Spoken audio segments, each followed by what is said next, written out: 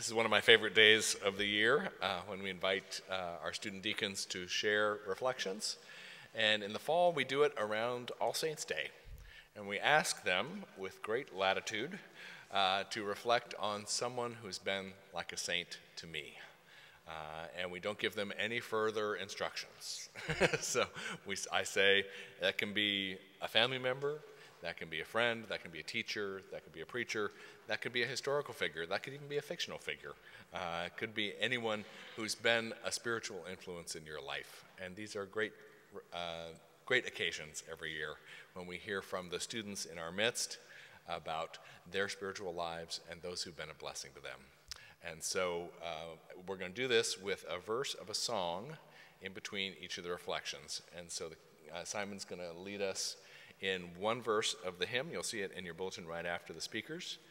The cantor will sing the first verse, then we'll have the first reflection from Abby, then the cantor will sing the second verse, then we'll have a reflection from Annabelle, and then you'll be invited to sing verses 3 and 4 around those last two reflections.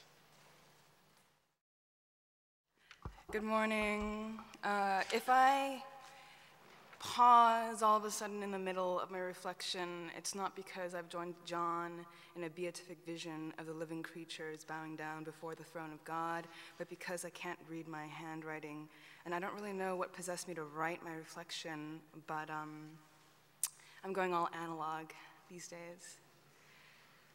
So I've been thinking about saints ever since Ian asked for reflections about 2 weeks ago, and as of yesterday, I was still without any thoughts.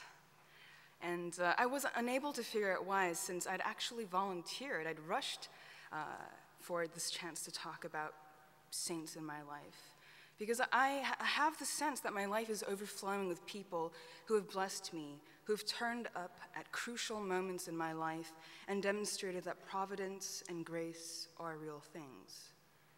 But every time I considered a person who had been important, thinking, yes, this is someone that I can talk about for a few pages. This is someone who has left his or her mark on my life. I'd find myself unable to commit to them. What was supposed to be an exercise in gratitude had become an exercise in frustration. And that's why I'm not going to talk about any one today. Saint, as I was looking up the etymology of it, comes from the Latin sanctus, or sacred. And sacred comes from sacrare, which comes from sacer, or holy. And holy to me is an interesting word because it has connotations both of being consecrated or set apart, but also connotations of that which is whole, intact, uninjured, inviolable, and intransgressible, if that's a word. But I think you know what I mean. I think that we tend to think of the saints in our lives as those individuals who are set apart, whole, the people who possess this extraordinary integrity that allows them to do extraordinary things. Saints with a capital S are those who have had so much integrity that they've been willing to die for their faith. The martyrs about whom hagiographies are written, Saint Sebastian, Saint Agnes, Saint Denis, Saint Peter, etc. And then there's those saints with a lowercase s, whom we have known in our lives, who have shone as beacons in their communities and been exemplary figures. I hear people talk about their family members in this way, about a parent or a grandparent who exemplifies unconditional goodness. And those saints have no hagiographies written for them, and yet we know them by our witness. They have written themselves into our lives. Our lives are their hagiographies. But this is not really what I want to talk about today.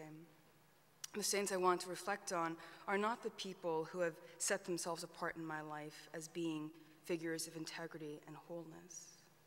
The fullest experience of saintliness that I have, the people who most impress me as being saints, are those who make me feel set apart, who make me feel that I have wholeness and integrity. And perhaps this is a selfish or a self-centered way of approaching or conceiving of saintliness or sainthood, but it is the way that sits most heavily and deeply in my heart. The saints in my life, then, are not necessarily those people who would be considered saintly in the conventional sense of the term. They are not necessarily people that I know or people that I will ever see again. I have enemies or people whom I find difficult to like or love, or even people whom I love to hate. And these people usually take away from my sense of integrity and wholeness. And yet, there are moments in passing when they will say something or do something, and I can't help but be impressed and think, ah. And then usually that moment passes very quickly, and I return to my attitude of snarkiness and hating and rush to call a friend to dish about this horrible person. And yet in the moments preceding my sort of return to unlovingness, they have been saints to me. They have reminded me, even in their unlikability, in their unlovability, of my wholeness and of my set-apartness that are my birthright as a human being, as someone who has been made in the image of God, as tarnished as that image might seem. In those moments, handwriting, skip a couple lines.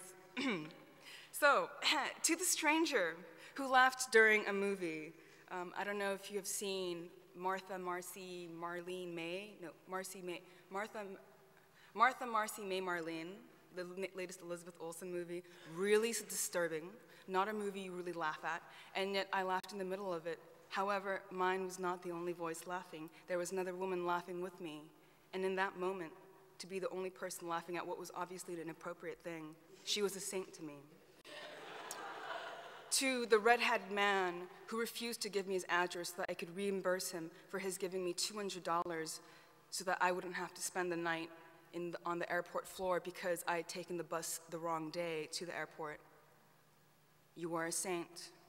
To my mother who sends me food packages with chestnuts that she has roasted and meticulously peeled herself. And I feel like the Koreans here can identify with the side of their mothers making food for them. And then she's telling me about the nutritional benefits of food and telling me that bananas are the best for stress relief, and am I eating bananas, and don't eat too many chestnuts because they'll make me fat. And then she tells me that the health elixir she sent with the package cost $40. She is a saint. To the man who smelled of soap when I was walking behind him on Whitney Avenue, that smell of clean mingling with the smell of autumn, you are a saint.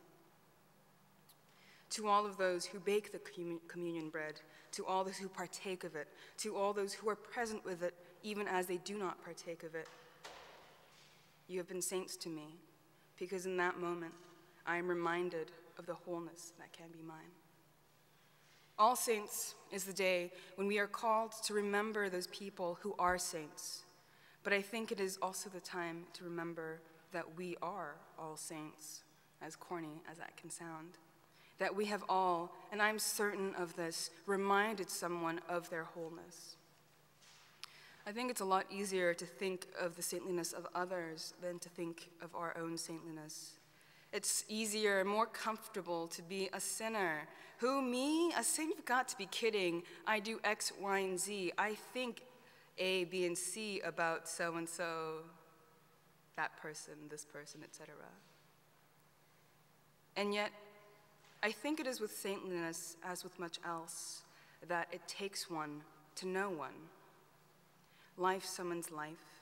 Holiness summons holiness. One cannot set apart unless one is oneself set apart. The image of God cannot be recognized save through the eyes of God. All saints?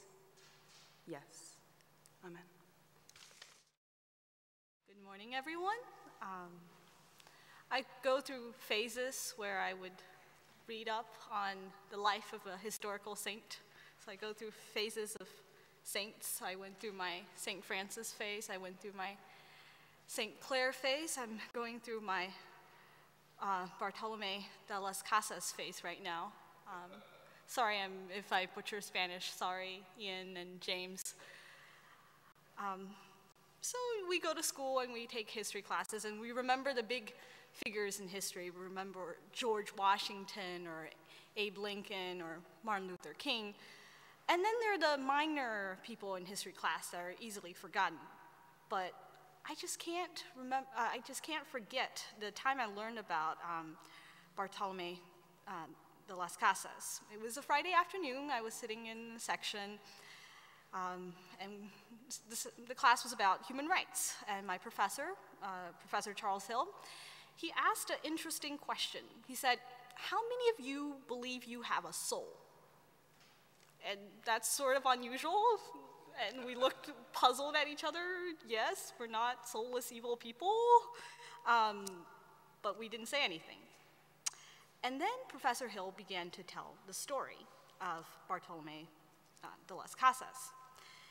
Las Casas was a Spanish missionary and historian who was one of the first human rights advocates. He sought for better treatment of the native population in Latin America. He was born in 1484 in Seville, and as a young man, he traveled to the Indies, and for most of his life, he was far from perfect. Like his neighbors, he used native slave labor. And then when he turned 40, he had a profound revelation. He came to a moral awakening. He saw all the brutality that was happening around him. It was a permanent change. He decided to free his slaves and devote the rest of his life to lobbying on behalf of the Native Americans. A lot of his efforts failed. He attempted to found a peaceful settlement on the coast of Venezuela where Spaniards and natives could work side by side. Complete disaster. He successfully pushed for laws to ban native slavery, but those laws were not enforced at all. His most important work, he documented the injustices done to these natives, but those went ignored in his native Spain. Yet one of his ideas stuck around, and that really resonated with me. So in 1550, there was a great debate at the city of Valladolid in Spain. And the big question on the table was, how should the native population of Latin America be treated? It was a big, profound theological question. Most of the people argued that they were not equal with Europeans, so these Native Americans can be subjugated. But Las Casas had a different view. He believed that all human beings have souls because we are all made in the image of God. Therefore, we should treat everyone with respect and dignity. And this is a quote from him. Does not this negative precept apply to all men in general? See that you do not do to another what you would not have done to you by another, and the same for the affirmative command. So always treat others as you would like them to treat you. This is something that every man knows, grasps, and understands by the natural light that has been imparted to our minds. So we have come a long way since the days of Spanish colonialization. We have laws regarding human rights, but the problems still exist. We have big-scale problems, human trafficking, political violence, oppressive regimes. Now it's time to kind of step back and look at our own community. This debate about how we should treat other people still applies to the Yale community. On November 1st, the Yale Daily News opinion page published a guest column. The guest columnist was advocating for more objectification. It seemed bizarre at first, but then he writes, "Objectification is a necessary part of life. How many people can we actually care about?" Sounds really cynical. It sent shockwaves through our readers. People wrote to us saying, "How can you publish something like this?" Then again, when you look at ourselves, sometimes it's easy for us to view other people as means and not ends. As Christians, we often cite the golden rule, but often we find ourselves guilty of not treating those around us with full dignity and respect. We forget to remember our neighbors as equal children of God. What an awesome and challenging responsibility it is to be a children of God. And we reflect upon this as we sing today, later on. The saints of God are just folk like me, and I mean to be one too.